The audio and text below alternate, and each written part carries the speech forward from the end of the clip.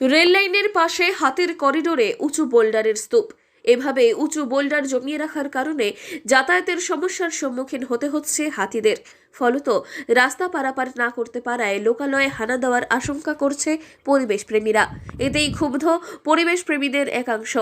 রেলের বিরুদ্ধে তাদের অভিযোগ, রেল লাইন রক্ষা করতে ডুয়ার্সের মরাঘাট এলাকায় হাতিদের হাই সেন্সিটিভ করিডোর আটকে বোল্ডার দিয়ে তৈরি করা হচ্ছে বাঁধ। ঘটনায় রীতিমতো ক্ষুব্ধ পরিবেশ প্রেমীরা। চিন্তায় রয়েছে বন দফতরও।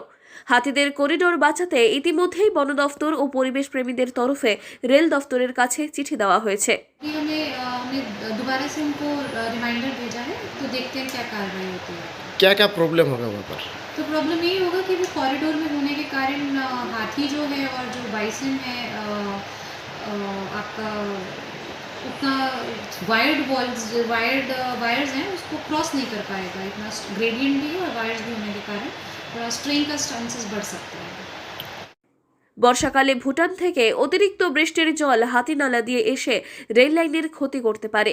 সেজন্য জলপাইগুড়ির বানারহাট ব্লকের মরাঘাট চৌপথি থেকে হাতিনালার একপাশে পার বাঁধ দিচ্ছে রেল দফতর। বিটনাগুড়ি এলাকায় বানারহাট হিন্দি কলেজ সংলগ্ন হাতির কয়েকটি করিডোর রয়েছে। প্রায় দিন ভোরে বা রাতে রেতির জঙ্গল থেকে মরাঘাট জঙ্গলে যাবার পথে হাতিনালা পার হয়ে এই এলাকা দিয়েই যায় গজরাজের দল।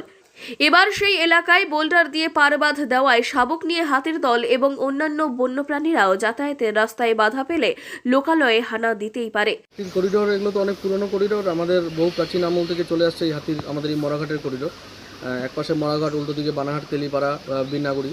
তো হাতি এপার থেকে ওপার গিয়ে একবারে রেতি চলে যায়, তাদের আবার সমস্ত খাওয়া দাওয়া কমপ্লিট বা তাদের ওখান থেকে ঘুরে আবার ব্যাক করে।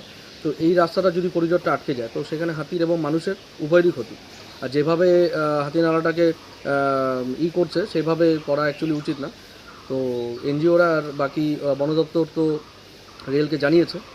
ফলত বন্যপ্রাণীর হানায় ক্ষয়ক্ষতির পরিমাণ বাড়বে, পাশাপাশি হাতিসহ বিভিন্ন বন্যপ্রাণীর সঙ্গে মানুষের সংঘাতও বাড়বে বলে আশঙ্কা করছেন এলাকাবাসী সহ পরিবেশপ্রেমী সংগঠনগুলি। যদিও এই বিষয়ে রেল আধিকারিকদের সঙ্গে দূরাভাষে যোগাযোগ করার চেষ্টা করা হলে এখনো পর্যন্ত তাদের কোনো রকম প্রতিক্রিয়া পাওয়া যায়নি। জলপাইগুড়ি থেকে সুরজিৎ দে রিপোর্ট, লোকাল 18 বাংলা।